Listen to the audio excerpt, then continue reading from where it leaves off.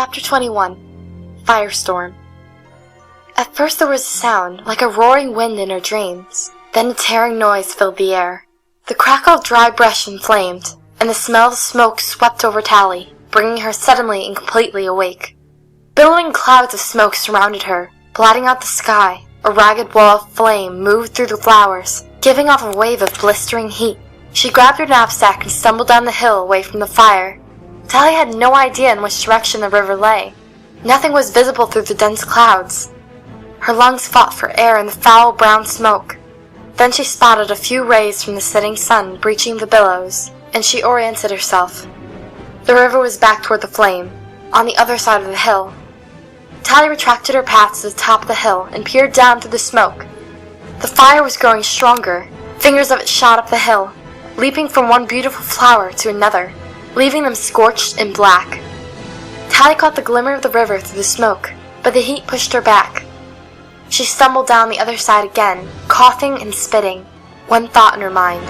Tally had to get to the river. The water was the only place safe from the rampaging fire. She couldn't go over the hill. Maybe she could go around. She descended the slope at full tilt. There were a few spots burning on this side, but nothing like the galloping flame behind her. She reached level ground and made her way around the base of the hill, crouching low to the ground to duck under the smoke. Halfway round, she reached a blackened patch where the fire had already passed. The brittle stems of flowers crunched under her shoes, and the heat coming off the scorched earth stung her eyes. Her footsteps ignited with flame as she ran through the blackened flowers, like a stabbing poker into a slumbering fire. She felt her eyes drying, her face blistering. Moments later, Tally spotted the river. The fire stretched in an unbroken wall across the opposite shore, a roaring wind pressing at its back and sending embers flying across to a light on the near side. A rolling billow of smoke surged toward her, choking and blinding her until it passed. When her eyes could open again, Tally spotted the shiny solar surface of her hoverboard. She ran toward it, ignoring the burning flowers in her path. The board seemed untouched by the flame, protected by good luck, and a layer of dew it collected every nightfall. She quickly folded the board and stepped onto it, not waiting for the yellow light to turn green. The heat had mostly dried it already, and it rose into the air at her command. Tally took the board over the river, just above the water, and skirmed her way upstream, looking for a break in the wall of fire to her left. Her grippy shoes were ruined, the soles cracked like sun-baked mud, so she flew slowly, scooping up handfuls of water to soothe her burning face and arms. A noise thundered to life on Tally's left. Unmistakable, even in the roar of the fire, she and the board were caught in a sudden wind. Shoved back toward the other shore, Tally leaned hard against it and stuck a foot into the water to slow the board. She clung tightly with both hands, desperately fighting being thrown into the river. The smoke suddenly cleared, and a familiar shape loomed out of the darkness. It was the flying machine, its thundering beat now obvious above the raging fire. Sparks jumped across the river as the machine's windstorm stirred the fire to a new intensity. Her question was answered a moment later when a goat of flame shot from the machine, squirting across the river to ignite another patch of flowers. They had set the fire. They were driving it in every way they could. The flying machine thundered closer, and she glimpsed an inhuman face staring at her from the pilot seat. She turned her board to fly away, but the machine lifted into the air, passing right over her, and suddenly the wind was too great.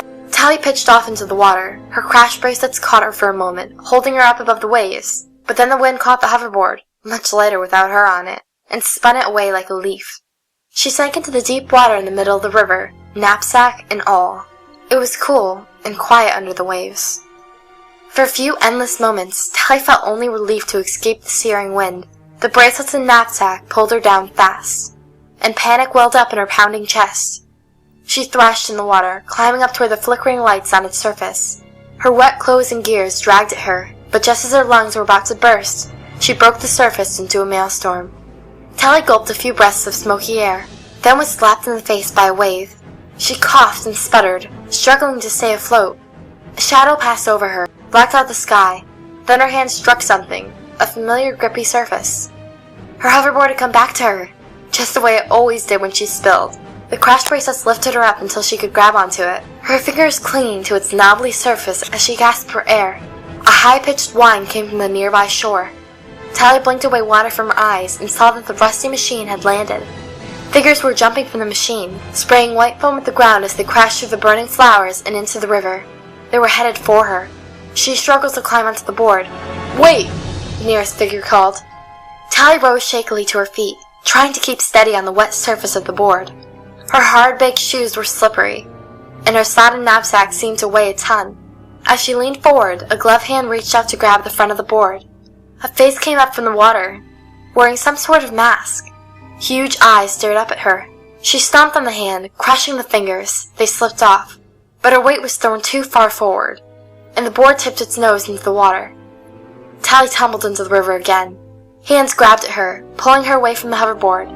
She was hoisted out of the water, and onto a broad shoulder. She caught a glimpse of the masked faces, huge inhuman eyes staring at her unblinkingly. Bug eyes.